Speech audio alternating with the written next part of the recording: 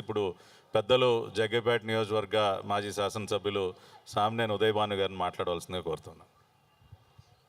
అందరికీ నమస్కారం.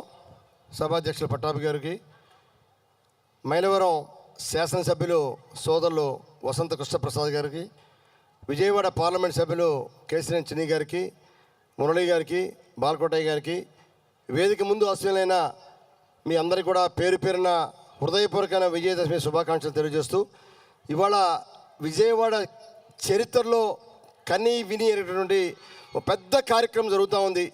నిజంగా విజయవాడ నగరంలో ఇలాంటి కార్యక్రమం జరుగుతుందని చెప్పి ఎవరు కూడా ఊహించలేదు.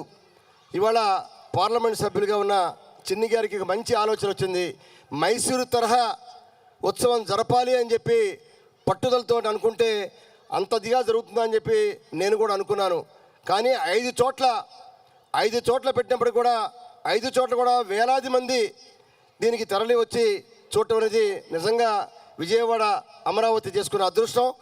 తప్పకుండా రాబోయే రోజుల్లో ఇంకా కనువిందుగా ఇవాళ హైదరాబాద్ ఎగ్జిబిషన్ మించిపోయి దక్షిణ భారతదేశంలో విజయవాడ ఉత్సవం అనేది దేశవ్యాప్తంగా మంచి పేరు తప్పకుండా వస్తుంది. ఇది ఆరంభం మాత్రమే. తప్పకుండా దీనికి మంచి భవిష్యత్తు ఉంది. రాబోయే రోజుల్లో ఇంకా పెద్ద ఎత్తున జరపాలని చెప్పి కోరుకుంటూ, నిజంగా ఇవాళ కళాకారులు చాలా చక్కటి కళాకారులు చాలామంది కూడా వచ్చేసి ఇవాళ పిల్లలను చూసాం. ఎంతో బ్రహ్మాండమైన వారి యొక్క ప్రతిభని చూపించారు. మరి మీ అందరూ కూడా ఈ కార్యక్రమంలో పాల్గొని మీ అందరికీ మరొకసారి హృదయపూర్వక విజయదశమి శుభాకాంక్షలు తెలియజేసుకుంటూ సెలవు తీసుకున్నాను. జై హింద్. ధన్యవాదాలు ఉదయ్ భాను గారు. మరి ఈ వేదిక పైన మనందరికీ సుపరిచితులు